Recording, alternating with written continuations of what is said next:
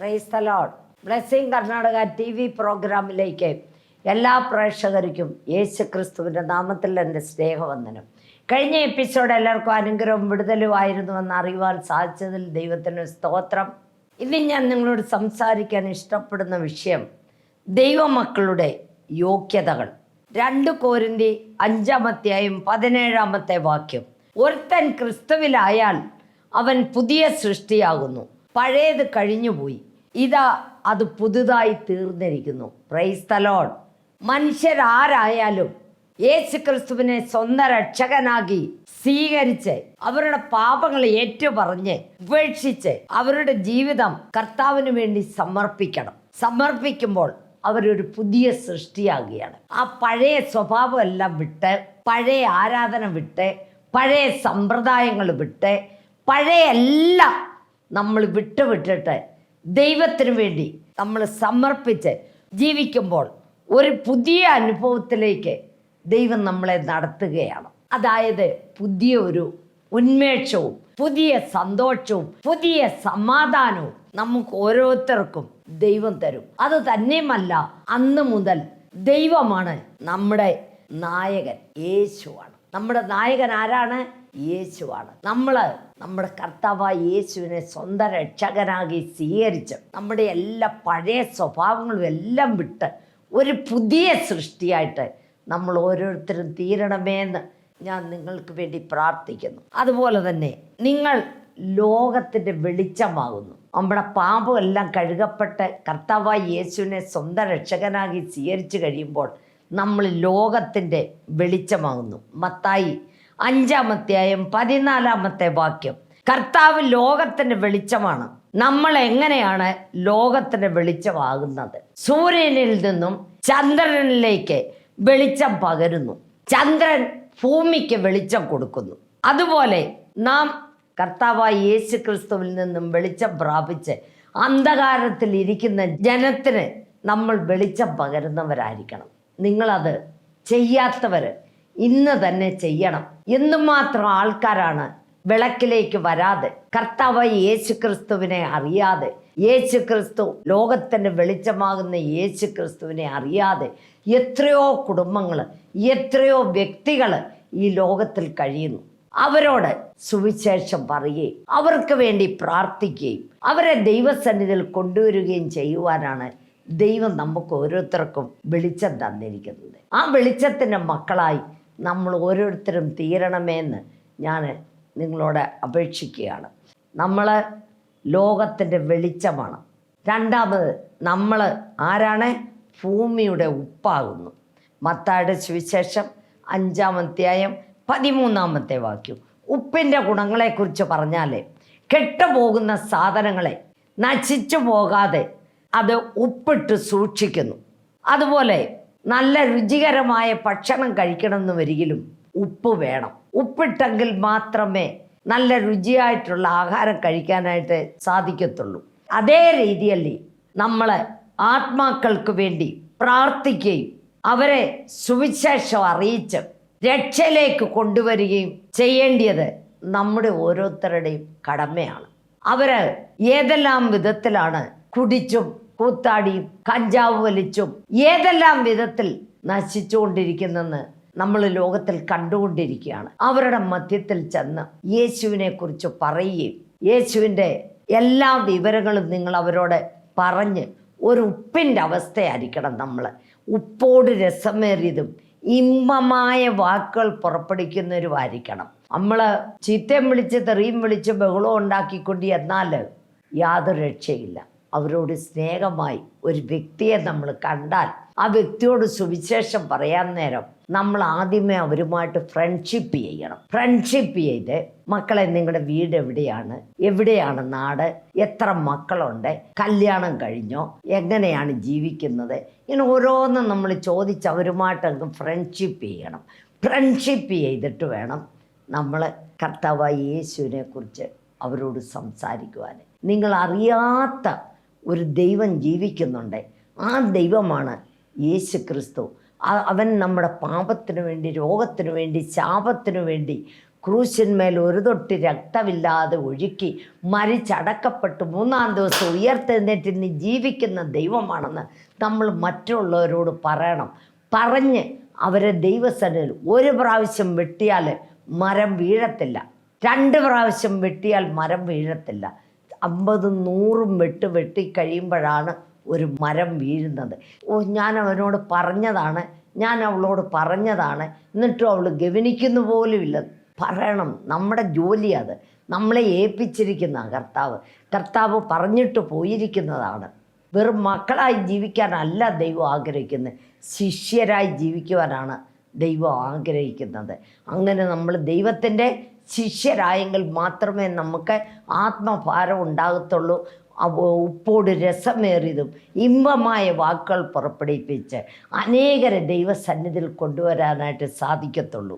അതുപോലെ തന്നെ 2 കൊരിന്ത്യർ 5-ാം അധ്യായം 20-ാമത്തെ വാക്യം, ആകയാൽ നിങ്ങൾ ക്രിസ്തുവിനു വേണ്ടി സ്ഥാനാധിപതികളായി ദൈവത്തോട് നിരന്നുകൊള്ളുവീൻ എന്ന് യേശുവിന് പകരം അപേക്ഷിക്കുന്നു. Price the Lord. ഓരോ രാജ്യത്തിനും ഓരോ അംബാസഡറുകൾ, അതായത് സ്ഥാനാധിപതികൾ ഉണ്ട്. അതുപോലെ നമ്മൾ സ്വർഗരാജ്യത്തിൻ്റെ സ്ഥാനാധിപതികളാണ്. ഈ ലോകത്തിലെ ജനങ്ങളെ ദൈവത്തോട് നിരന്ന് അവരെ ദൈവസന്നിധിയിൽ കൊണ്ടുവരുവാനും ദൈവത്തിനു വേണ്ടി ജീവിക്കണമെന്ന് ഉപദേശിക്കുന്ന ചുമതല ദൈവമക്കൾക്ക് ഉണ്ട്. നമ്മൾ ഉപദേശിക്കണം, അവരെ ദൈവഭാഗത്ത് കൊണ്ടുവരണം. ആ ചുമതല ദൈവം നമ്മളെ ഏൽപ്പിച്ചിരിക്കുകയാണ്. ചുമതല ദൈവമക്കൾക്കുണ്ട്. അതിനാൽ ദൈവം നമ്മളെ ഈ ലോകത്തിലെ അംബാസഡറുകളായി, അതായത് സ്ഥാനാധിപതികളായി വെച്ചിരിക്കുന്നു. നീ ഒരു അംബാസഡറാണോ? നീ ദൈവത്തിൻ്റെ ഒരു സ്ഥാനാപതിയാണോ? നീ നിന്നെ തന്നെ ശോധന ചെയ്ത് നോക്കാം. ഞാൻ ആരോടെങ്കിലും സുവിശേഷം പറയുന്നുണ്ടോ? പ്രിയ സഹോദര സഹോദരി, ഒരു ദിവസം ഒരാളോടെങ്കിലും നീ സുവിശേഷം പറ. നീ ദൈവസന്നിധിയിൽ ചെല്ലുമ്പോൾ ദൈവം ചോദിക്കും, നീ എനിക്ക് എന്ത് കൊണ്ടുവന്നെന്ന് ചോദിക്കുമ്പോൾ ദൈവസന്നിധിയിൽ ഒരു 10 ആത്മാവിനെയെങ്കിലും കൊണ്ടുവന്ന്, കർത്താവെ ഞാൻ കൊണ്ടുവന്ന് ഇതാണെന്ന് പറയാനായിട്ട് നമ്മുടെ കയ്യിൽ ഉണ്ടായിരിക്കണം. അതിനുവേണ്ടിയാണ് നമ്മളെ ഈ ലോകത്തിൻ്റെ സ്ഥാനാധിപതികളായി ദൈവം നിയമിച്ചിരിക്കുന്നത്. സ്ഥാനാധിപതികളാകാത്തവർ ദയവിട്ട് ഇന്ന് തന്നെ ഞാനും ദൈവത്തിൻ്റെ ഒരു സ്ഥാനാപതിയാക്കി ഞാൻ ജീവിക്കണം, ഒരു അംബാസഡറാക്കി ജീവിക്കണം. അതൊരു തീരുമാനമെടുത്ത് നോക്കാം. അങ്ങനൊരു തീരുമാനമെടുത്താൽ നമുക്കെല്ലാ വിധത്തിലും ദൈവം നമ്മളെ അനുഗ്രഹിക്കും. അതുപോലെ തന്നെ നമ്മളെ രാജകീയ പുരോഹിത വർഗമാക്കി തീർത്തിരിക്കുകയാണ്. 1 പത്രോസ് 2-ാം അധ്യായം 9-ാമത്തെ വാക്യം, നിങ്ങളോ അന്ധകാരത്തിൽ നിന്ന് തൻ്റെ അത്ഭുത പ്രകാശത്തിലേക്ക് നിങ്ങളെ വിളിച്ചവന്റെ സൽഗുണങ്ങളെ ഘോഷിപ്പാൻ തക്കോണം തിരഞ്ഞെടുക്കപ്പെട്ട ഒരു ജാതിയും രാജകീയ പുരോഹിത വർഗവും വിശുദ്ധ വംശവും സ്വന്തം ജനവുമാകുന്നു. നമ്മൾ ആരാണ്? രാജകീയ പുരോഹിത വർഗമാണ്. എൻ്റെ ചെറിയ പ്രായത്തിൽ ഞാൻ രക്ഷിക്കപ്പെട്ടതാണ്. 14-ാമത്തെ വയസ്സിൽ ഞാൻ രക്ഷിക്കപ്പെട്ടതാണ്. രക്ഷിക്കപ്പെട്ട് കഴിഞ്ഞപ്പോൾ മുതൽ എൻ്റെ മനസ്സിൽ എൻ്റെ കർത്താവ് രാജാതിരാജനാണ്. എൻ്റെ കർത്താവിൻ്റെ സന്നിധിയിൽ ഞാനും രാജാതിരാജൻ്റെ മകളായിട്ട് ജീവിക്കണം. എൻ്റെ ജീവിതത്തിലെ വലിയൊരു ആഗ്രഹവും വലിയൊരിതുമായിരുന്നു. ഞാൻ അന്ന് മുതൽ ഇന്ന് വരെയും ഒരു രാജാതിരാജൻ്റെ മകളായിട്ടാണ് ഞാൻ ജീവിക്കുന്നത്. എൻ്റെ ദൈവം എൻ്റെ കൂടെയുണ്ട്. കഴിഞ്ഞ ഞായറാഴ്ച കന്നഡയിൽ ഒരു പ്രസംഗം എൻ്റേതും ഒരു പ്രസംഗം പാസ്റ്ററിൻ്റേതുമാണ്. ഞാൻ കന്നഡയിൽ പ്രസംഗിക്കാനായിട്ട് എനിക്ക് സമയം കിട്ടിയില്ല. കാരണം എന്നു ചോദിച്ചാൽ 21 ദിവസവും ഉപവാസമായിരുന്നു. ഭയങ്കര സാത്താനെ വിടുവിക്കുകയും രോഗികൾ സൗഖ്യമാകുകയും ഭയങ്കര അത്ഭുതങ്ങളാണ് നടത്തുന്നത്. എനിക്ക് കഴിക്കണമെന്ന് പോലും ചിന്തയില്ലാതാണ് ഇവർക്ക് വേണ്ടി ഞാൻ പോരാടി പ്രാർത്ഥിക്കുകയും പ്രവർത്തിക്കുകയും ചെയ്യും. എനിക്കത് കാരണം വചനം പഠിക്കാനായിട്ട് സമയം കിട്ടിയില്ല. ശനിയാഴ്ച രാത്രി ഞാൻ സ്വല്പം സമയത്തിരുന്ന് പഠിച്ചുകൊണ്ടിരിക്കുമ്പോൾ ദൈവത്തിൻ്റെ ആത്മാവിനോട് പറയാണ്, മകളെ ഞാൻ നിന്നോടുകൂടെ ഉണ്ട്, നിന്റെ വായിൽ ഞാൻ എന്ത് തരുന്നു അത് നീ സംസാരിച്ചാൽ മതിയെന്ന്. എനിക്ക് ഭയങ്കര സന്തോഷമായി. രാത്രി 12 മണിയായി. ഞാൻ ബൈബിളെല്ലാം മടക്കി വെച്ച് സുഖമായിട്ട് അവിടെ ഇരുന്ന് പ്രാർത്ഥിച്ചു പോയി കിടന്നു. സ്റ്റേജിൽ കയറുന്നത് വരെയും എനിക്ക് ഭയങ്കര ഭയമായിരുന്നു. എൻ്റെ അപ്പനല്ലേ എന്നോട് പറഞ്ഞ്, ഞാൻ പിന്നെ എന്തിനാ ഭയപ്പെടുന്നത്? എത്ര നല്ലൊരു മെസ്സേജ് ദൈവം എനിക്ക് പറയാനായിട്ട് ദൈവം എൻ്റെ വായിൽ തന്നെന്ന് എനിക്ക് അത് കേട്ടവർക്കെല്ലാം അറിയാം. എല്ലാവരും വളരെ സന്തോഷപ്പെട്ടു. പ്രിയ മക്കളെ, ദൈവം നമ്മുടെ കൂടെ ഉണ്ട്. നമ്മൾ രാജാതിരാജൻ്റെ മക്കളാണ്. അത് തന്നെയുമല്ല, രാജകീയ പുരോഹിത വർഗമാണ്. അന്യജനങ്ങളായിരുന്ന നമ്മൾ ഒരു കാലത്ത് അന്യജനങ്ങളായിരുന്ന നമ്മളെ അവൻ്റെ രക്തം കൊടുത്ത് നമ്മളെ വീണ്ടെടുത്ത് നമ്മളെ രാജകീയ പുരോഹിത വർഗമാക്കി തീർത്തിരിക്കുകയാണ്. ആ രാജകീയ പുരോഹിത വർഗം ആകാത്തവര് ദയവ് ചെയ്ത് ഇന്ന് തന്നെ കർത്താവേ, എന്നെ നീ നിന്റെ മകളായിട്ടും മകനായിട്ടും രാജകീയ പുരോഹിത വർഗമാക്കി എന്നെ മാർപ്പെടുത്തണമേ, എന്നെ തീർക്കണമേ എന്നും പറഞ്ഞ് ദൈവസന്നിധിയിലോട്ട് അടുക്കുക. ദൈവം തീർച്ചയായിട്ടും അവൻ്റെ രക്തം കൊടുത്ത് ഈ ലോകമെല്ലാം വിറ്റാലും എൻ്റെ യേശുവിൻ്റെ ഒരു തുള്ളി രക്തം മേടിക്കാൻ ആരെക്കൊണ്ടും പറ്റത്തില്ല. അത്ര വിലയേറിയ രക്തമാണ് എൻ്റെ യേശുവിൻ്റെ രക്തം. ആ രക്തം കൊടുത്താണ് നമ്മളെ ഓരോരുത്തരെയും ദൈവം വിലയ്ക്ക് മേടിച്ചിരിക്കുന്നത്. അതുപോലെ രാജാവിൻ്റെ മക്കൾക്ക് എന്തെങ്കിലും കുറവുണ്ടോ? ഒരു കുറവുമില്ല. അതുപോലെ നമ്മളെയും ദൈവം യാതൊരു കുറവും ഇല്ലാത്ത മക്കളാക്കി നടത്താൻ നമ്മുടെ ദൈവം ശക്തവാനാണ്. നിന്നെ കുറവില്ലാതെ നടത്തണമെങ്കിൽ നീ ആരായിരിക്കണം?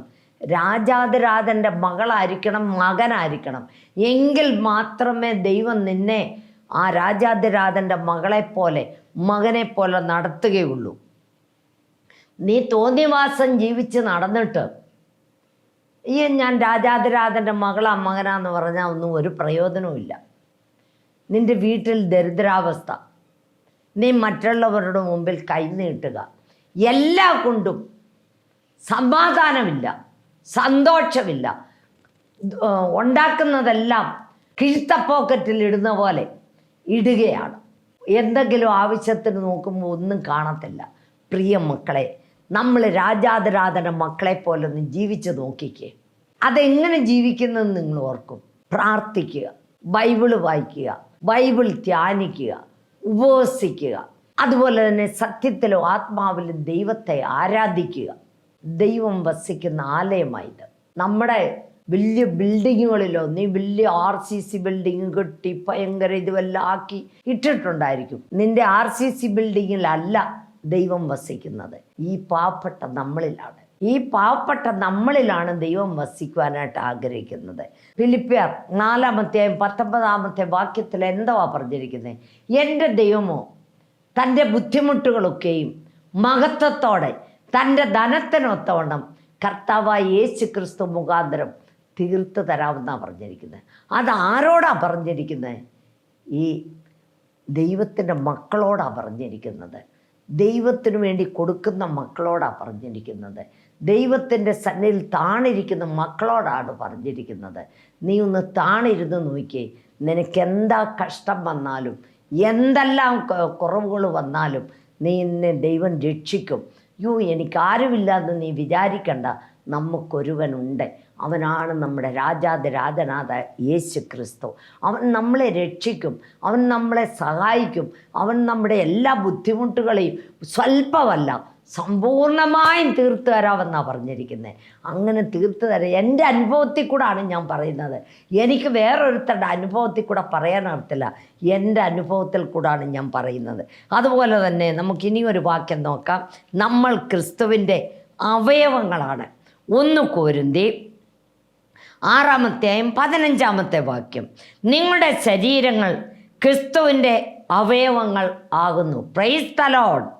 നമ്മുടെ ശരീരം ദൈവത്തിൻ്റെ അവയവങ്ങളാകുന്നു. നമ്മളെ തന്നെ നമ്മൾ ദൈവത്തിന് വേണ്ടി സമർപ്പിച്ചിരിക്കുന്നു.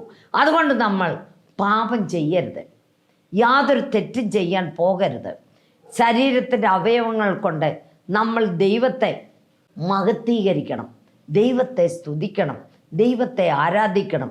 നമ്മുടെ ജീവിതം കൊണ്ട് ദൈവനാമത്തിന് അപമാനം വരുത്തരുത്. നമ്മൾ ഒരു കാരണവശാലും ദൈവത്തിന് അപമാനം വരുത്തരുത്.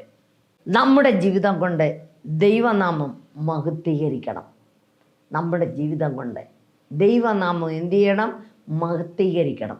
നമ്മുടെ ദൈവം ജീവിക്കുന്ന ദൈവമാണ്. ആ ജീവിക്കുന്ന നമ്മൾ ദൈവത്തിൻ്റെ സന്നിധിയിൽ നമ്മുടെ ശരീര ആത്മ പ്രാണം ദൈവത്തിന് സമർപ്പിച്ച് നമ്മൾ ദൈവത്തെ മഹത്വീകരിക്കുന്നവരും ആരാധിക്കുന്നവരും സ്തുതിക്കുന്നവരുമായിരിക്കണം. ആ ദൈവം നമ്മുടെ ഹൃദയത്തിൽ വസിക്കുന്നുണ്ട്. അത് നമ്മൾ മറന്നു പോകല്ലേ. ദൈവത്തിൻ്റെ മന്ദിരം ആണ് നമ്മൾ ഓരോരുത്തരും. 1 കൊരിന്ത്യർ 3-16 വാക്യത്തിൽ എന്തുവാ പറയുന്നത്? നിങ്ങൾ ദൈവത്തിന് മന്ദിരമെന്നും ദൈവത്തിൻ്റെ ആത്മാവ് നിങ്ങളിൽ വസിക്കുന്നുവെന്നും അറിയുന്നില്ലയോ? Praise the Lord, hallelujah. ഇന്ന് കാണുന്ന ചർച്ചുകളിലോ ബിൽഡിങ്ങുകളിലോ അല്ല ദൈവം വസിക്കുന്നത്. ദൈവം വസിക്കുന്നത് നമ്മുടെ ഹൃദയത്തിലാണ്. ദൈവത്തിൻ്റെ ആലയമാണ് നമ്മൾ ഓരോരുത്തരും. ദൈവത്തിൻ്റെ ആത്മാവ് വസിക്കുന്നത് ആരിലാണ്? നമ്മളിലാണ്. ദൈവത്തിൻ്റെ മന്ദിരത്തെ നശിപ്പിക്കുന്നവരെ ഞാൻ നശിപ്പിക്കുമെന്നാണ് പറഞ്ഞിരിക്കുന്നത്. നമ്മുടെ ഹൃദയത്തിൽ ദൈവം വസിക്കേണ്ടതിന് പകരം നീ കഞ്ചാവും വലിച്ച് കുടിച്ച് തോന്നിവാസം നീ ജീവിച്ചാൽ നിന്നെ ദൈവം നശിപ്പിച്ചു കളയും. എൻ്റെ ആലയത്തെ നശിപ്പിക്കുന്നവരെ ഞാൻ നശിപ്പിക്കുമെന്നാണ് പറഞ്ഞിരിക്കുന്നത്. ചുമ്മാതെ പറഞ്ഞിരിക്കുന്നതല്ല. ദൈവം തൻ്റെ മക്കളെ, ദൈവത്തിൻ്റെ മക്കളെ ആര് നശിപ്പിച്ചാലും ദൈവം അവരെ നശിപ്പിക്കും. അതുപോലെ തന്നെ നാം ദൈവത്തിൻ്റെ കൊമ്പുകളാകുന്നു. നമ്മൾ ആരാണ്? ദൈവത്തിൻ്റെ കൊമ്പുകളാകുന്നു. യോഹന്നാന്റെ സുവിശേഷം 15-5 വാക്യം. കർത്താവ് മുന്തിരിവള്ളിയും നമ്മൾ കൊമ്പുകളുമാണ്. മുന്തിരിവള്ളിയിൽ വസിച്ച് ഫലം കായ്ക്കണമെന്നാണ് ദൈവം ആഗ്രഹിക്കുന്നത്. Price the Lord. നമ്മൾ ഫലം കായ്ക്കുന്ന ഒരു വൃക്ഷമായിരിക്കണം. നമ്മളിൽ ഫലം ഉണ്ടായിരിക്കണം. ദൈവം നോക്കും, ഫലമുണ്ടോ, ഫലം കായ്ക്കുന്നോ എന്ന് നോക്കിക്കൊണ്ടിരിക്കും. ഫലം കായ്ക്കുന്നില്ല എങ്കിൽ പ്രിയ സഹോദര, ദൈവം വെട്ടിക്കളയും. നീ മറ്റുള്ളവരെ പഴിച്ചും ദുഷിച്ചും നിന്ദിച്ചും അവരന്യഭാഷ പറയുന്നതും പറഞ്ഞ് കളിയാക്കി, തുള്ളുന്നെന്നും പറഞ്ഞ് കളിയാക്കി നീ നടന്നാൽ നിന്നെ നശിപ്പിച്ച് കളയും. എനിക്കും ഇത് വേണം കർത്താവേ, ഇത് സത്യമായിട്ട് നീ കൊടുക്കുന്നതാണെങ്കിൽ, ഈ പരിശുദ്ധാത്മാവിനെ നീ സത്യമായിട്ട് കൊടുക്കുന്നതാണെങ്കിൽ എനിക്കും തരണമെന്ന്. നീ CSI-കാരനായിരിക്കാം, നീ മർത്തോമാക്കാരനായിരിക്കാം, നീ യാക്കോബക്കാരനായിരിക്കാം. ദൈവത്തോടെ ചോദിക്കേ. തൻ്റെ ആത്മാവിനെ അവന് എല്ലാവരുടെ മേലും പകരാമെന്നാണ് പറഞ്ഞിരിക്കുന്നത്. സകലരുടെ മേലും പകരാമെന്നാണ് പറഞ്ഞിരിക്കുന്നത്. നീ ചോദിക്കേ, ദൈവം തരും. നീ ചോദിച്ച് മേടിക്കേ. നീ മുട്ടുമേൽ നിന്ന് കരഞ്ഞ് പ്രാർത്ഥിര്. ദൈവം നിനക്ക് ദൈവത്തിൻ്റെ ആത്മാവിനെ നമ്മുടെ മേൽ പകരാമെന്നാണ് പറഞ്ഞിരിക്കുന്നത്. അത് ഭയങ്കര മഴ വരുന്നത് പോലെ നമ്മുടെ മേൽ വരും. നമ്മൾ അതിനു വേണ്ടി കരഞ്ഞു പ്രാർത്ഥിക്കണം. ദൈവമേ, ഞാൻ ഫലം കൊടുക്കുന്ന ഒരു വൃക്ഷം ഫലം കായ്ക്കണമെന്നവരിൽ നിന്നിൽ ആരുണ്ടായിരിക്കണം? പരിശുദ്ധാത്മാവിൻ്റെ അഭിഷേകം ഉണ്ടായിരിക്കണം. പരിശുദ്ധാത്മാവിൻ്റെ അഭിഷേകം ഉണ്ടെങ്കിൽ മാത്രമേ നിന്നിൽ ഫലം കായ്ക്കത്തുള്ളൂ. കർത്താവ് മുന്തിരിവള്ളിയും നമ്മൾ കൊമ്പുകളും ആണ്. മുന്തിരിവള്ളിയിൽ വസിച്ച് ഫലം കായ്ക്കണമെന്നാണ് ദൈവം ആഗ്രഹിക്കുന്നത്. ദൈവം ആഗ്രഹിക്കുന്നത് നമ്മളിൽ ഫലം കായ്ക്കണം. ആറ്റരികത്ത് നിൽക്കുന്ന ഇല വാടാത്തം തക്കാലത്ത് ഫലം കായ്ക്കുന്നതുമായ വൃക്ഷം പോലെ കർത്താവെ എന്നെ നീ എടുത്ത് പ്രയോഗിക്കണമേ എന്നും പറഞ്ഞ് മുട്ടുമേൽ നിന്ന് കരഞ്ഞു പ്രാർത്ഥിച്ച് ദൈവം നമ്മുടെ പ്രാർത്ഥന കേൾക്കും. ദൈവം തരും. ദൈവം തീർച്ചയായിട്ടും തരും. എൻ്റെ കുഞ്ഞു പ്രായം എന്ന് പറഞ്ഞാൽ ആ കാലത്ത് കുഞ്ഞു പ്രായമാണ്. അതേസമയം ഈ കാലത്ത് 15 വയസ്സ് 14 വയസ്സുള്ളവർക്ക് ലോകത്തിലെല്ലാം അറിയാം. ഈ TV-യും മൊബൈൽ ഫോണും എല്ലാം വന്നിരിക്കുന്നതുകൊണ്ട് എല്ലാം അറിയാം. അന്നത്തെ കാലത്ത് TV ഇല്ല.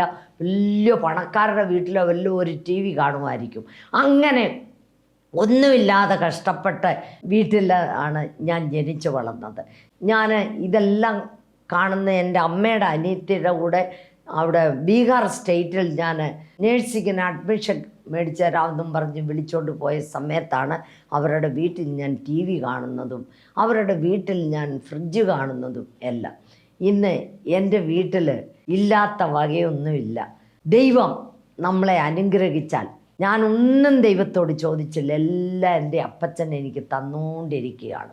എല്ലാം എൻ്റെ വീട്ടിൽ നിന്ന് എടുത്ത് ഞാൻ ഓരോരുത്തർക്ക് ഇങ്ങനെ ദാനം ചെയ്തുകൊണ്ടിരിക്കുന്നു. നമ്മുടെ ദൈവം ആരാണ്? ജീവിക്കുന്ന ദൈവമാണ്. നമ്മളെപ്പോഴും ഫലം കായ്ക്കുന്ന വൃക്ഷമായിരിക്കണം. ഫലം കായ്ക്കണമെന്നൊരു ഞാൻ ആരിൽ വസിക്കണം? ദൈവത്തിൽ വസിക്കണം. ദൈവം ആരിൽ വസിക്കണം?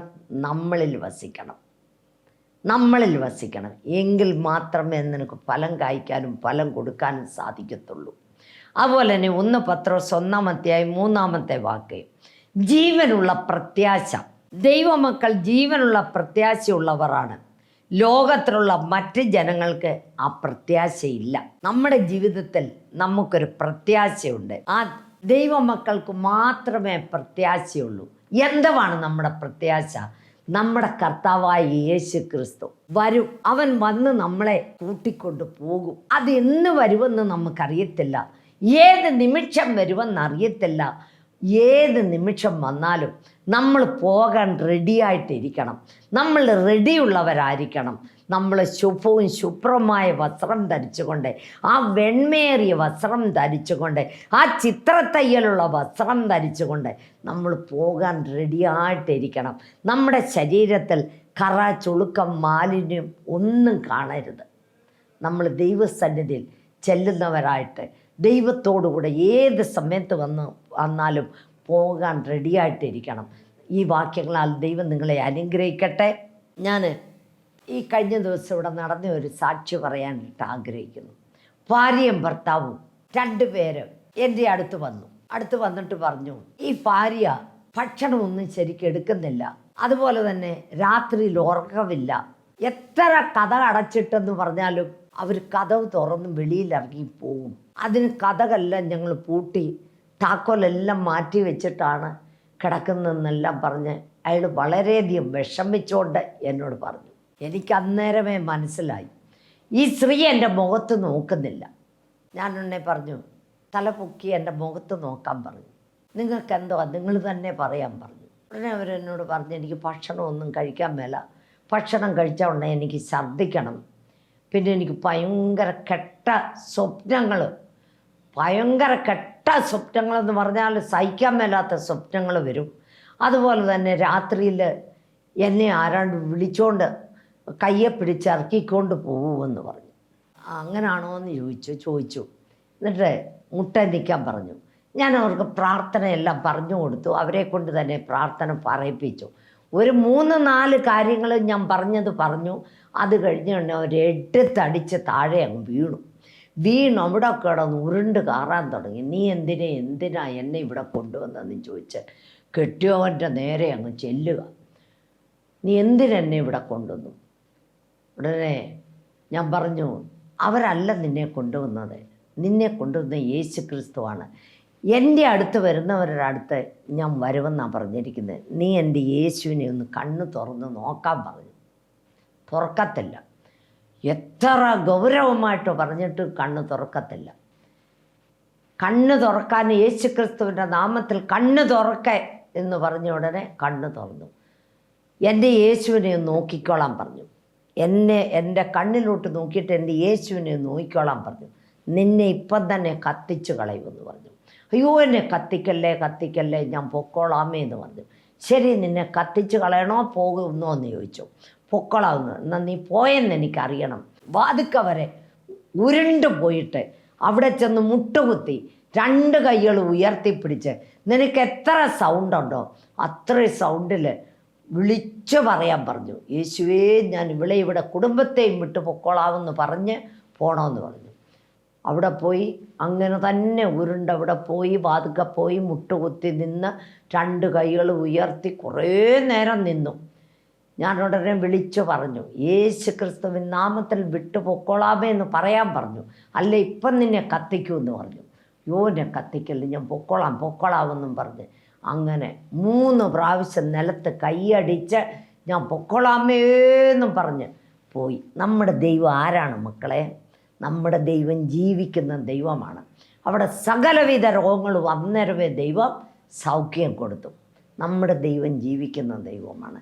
നമ്മുടെ ദൈവത്താൽ കഴിയാത്ത ഒന്നുമില്ല. നിങ്ങൾക്ക് എന്ത് കഷ്ടമുണ്ടെങ്കിലും എന്ത് നോവുണ്ടെങ്കിലും നിങ്ങൾ മുട്ടുമേ നിൽക്കാൻ പറ്റുന്ന ഒരു മുട്ടുമേ നിൽക്കുക. വേദനയുള്ള ഭാഗത്ത് ഒരു കരം വയ്ക്കുക, ഒരു കരം മേളിലോട്ട് ഉയർത്തുക. ഞാൻ നിങ്ങൾക്ക് വേണ്ടി പ്രാർത്ഥിക്കാൻ പോവാണ്. ഹല്ലേലൂയ. സ്തോത്രം സ്തോത്രം. കരുണാസമ്പന്നനിത്യനുമായ ഞങ്ങളുടെ വാഴ്ത്തപ്പെട്ട സ്വർഗസ്ഥ പിതാവേ, ദൂരത്തും ചാരത്തുമായിരിക്കുന്ന മക്കളുമായിട്ട് നിൻ്റെ അടുത്ത് വരുന്നപ്പ നീ അനുഗ്രഹിക്കണമേ കർത്താവേ. ആരും നശിച്ചു പോവാൻ നീ സമ്മതിക്കല്ലപ്പ കർത്താവേ. ഞങ്ങൾ നിൻ്റെ സന്നിധിയിൽ കർത്താവേ യോഗ്യതയുള്ള മക്കളാക്കി ഞങ്ങളെ തീർക്കണമേ കർത്താവേ.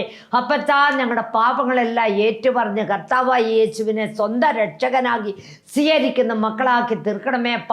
ഉപ്പോട് രസമേറിയ ഇമ്പമായ വാക്കുകൾ പുറപ്പെടുവിക്കുന്നു മക്കളാക്കി തീർക്കണമേ അപ്പ. നശിച്ചു പോകുന്ന ജനങ്ങളെ വലിച്ചെടുത്ത് സ്വർഗം നിറയ്ക്കുന്ന മക്കളാക്കി തീർക്കണമേ അപ്പച്ച. കർത്താവേ, അതുപോലെ അനേകർക്ക് വിളക്ക് കാണിക്കുന്ന മക്കളാക്കി തീർക്കണമേ അപ്പ. വിളക്ക് കത്തിച്ച് പറയുകയില്ലോ കട്ടുകയില്ലോ അല്ലല്ലോ വയ്ക്കുന്നത്, ആ തണ്ണിന്മേൽ ശോഭിക്കുന്ന വിളക്ക് പോലെ ശോഭിക്കുവാൻ നീ ഇടയാക്കണമേ അപ്പാ. നീ കൈവിടല്ലപ്പാ. ഫലം കൊടുക്കുന്ന വൃക്ഷമാക്കി ഞങ്ങളെ തീർക്കണമേ അപ്പാ. അനേകർക്ക് ഫലം കൊടുക്കുന്ന മക്കളാക്കി തീർക്കണമേ അപ്പാ. ഞങ്ങൾ നിന്റെ ഓരോരുത്തരുടെ അവയവങ്ങളാണല്ലോ കർത്താവേ. അപ്പച്ചാ, നിന്റെ അവയവങ്ങളാണല്ലോ ഞങ്ങൾ കർത്താവേ. നീ ഞങ്ങളെ അനുഗ്രഹിക്കണമേ. ഞങ്ങൾ സത്യത്തിലും ആത്മാവിലും ആരാധിക്കുകയും സ്തുതിക്കുകയും ചെയ്യുന്ന മക്കളാക്കി തീർക്കണമേ അപ്പാ. കൈവിടല്ലപ്പാ. ഒരിക്കലും നെച്ചുവാൻ നീ സമ്മതിക്കല്ലപ്പാ കർത്താവേ. വയറ്റുവേദന, തലവേദന, കർത്താവേ നെഞ്ചുവേദന, അങ്ങനെ എത്രയോ വേദനകളാൽ ജനങ്ങൾ കഷ്ടപ്പെടുന്നപ്പാ. സകലവിധ രോഗങ്ങളെ സൗഖ്യമാക്കുവാൻ നീ ഞങ്ങൾക്ക് അധികാരം തന്നിരിക്കുന്നല്ലപ്പാ. അപ്പാ, ഭൂതങ്ങളെ വിടുവിക്കുവാൻ നീ ഞങ്ങൾക്ക് അധികാരം തന്നിരിക്കുന്നല്ലപ്പാ. അധികാരത്തിന്മേലെ പറയുന്നു പിതാവിൻ്റെ പുത്രൻ്റെ പരിശുദ്ധാത്മാവിൻ്റെ അധികാരമുള്ള യേശുക്രിസ്തുവിൻ നാമത്തിൽ ഇപ്പോൾ തന്നെ ഈ നിമിഷമേ അവരുടെ നോവുകളെല്ലാം മാറിപ്പോട്ടെ, അവരുടെ രോഗങ്ങളെല്ലാം മാറിപ്പോട്ടെ കർത്താവേ. വിവാഹം നടക്കാത്ത മക്കളുടെ വിവാഹം നടത്തി കൊടുക്കണമേ കർത്താവേ. അപ്പ, മക്കളില്ലാത്തവർക്ക് മക്കളെ കൊടുക്കണമേ കർത്താവേ. പെരവണി പൂർത്തിയാകാത്തവരുടെ പെരവണി പൂർത്തിയാക്കി കൊടുക്കണമേ. കടഭാരത്താൽ കഷ്ടപ്പെടുന്നവരുടെ കടഭാരം മാറ്റി കൊടുക്കണമേ അപ്പ. കൈവിടല്ലപ്പ. ആദ്യ അവസാനം നീ കൂടെ ഇരിക്കണമേ കർത്താവേ. കൈവിടല്ലപ്പ. ഫലം കൊടുക്കുന്ന വൃക്ഷമാക്കി ഞങ്ങളെ ഉപയോഗിക്കണമേ അപ്പ. കർത്താവേ, നീ കൈവിടല്ലപ്പ. നീ ഞങ്ങളെ കാത്തുകൊള്ളണമേ. എല്ലാ പാസ്റ്റർമാരെ, എല്ലാ ഇവാഞ്ചലിസ്റ്റുകളെ എല്ലാവരെയും നീ അനുഗ്രഹിക്കണമേ. ആരും നാശമായി പോവാൻ നീ വിടല്ലപ്പ. തളർന്നും ക്ഷീണിച്ചു പോവാൻ നീ വിടല്ലപ്പ. നീ കൂടെ ഇരുന്ന് പ്രവർത്തിക്കണമേ. ശക്തീകരിക്കണമേ, ബലപ്പെടുത്തണമേ കർത്താവേ. കൈവിടല്ലപ്പ. ആദ്യ അവസാനം നീ കൂടെ ഇരിക്കണമേ. യേശു ക്രിസ്തുവിൻ്റെ നാമത്തിൽ ചോദിക്കുന്നു, കൃപയോടെ കേൾക്കണമേ. ആമേൻ. നിങ്ങളുടെ പ്രാർത്ഥനയിൽ ഞങ്ങളെയും ഞങ്ങളുടെ കുടുംബത്തെയും ഞങ്ങളുടെ സഭയെയും ഞങ്ങളുടെ വേലയെ ഓർത്ത് പ്രാർത്ഥിക്കണമേ എന്ന് അപേക്ഷിക്കുന്നു. നിങ്ങളുടെ പ്രാർത്ഥനാവശ്യം ഞങ്ങൾക്ക് ഫോൺ ചെയ്താൽ ഞങ്ങൾ നിങ്ങൾക്ക് വേണ്ടി പ്രാർത്ഥിക്കുന്നതാണ്. Okay, God bless you. Praise the Lord.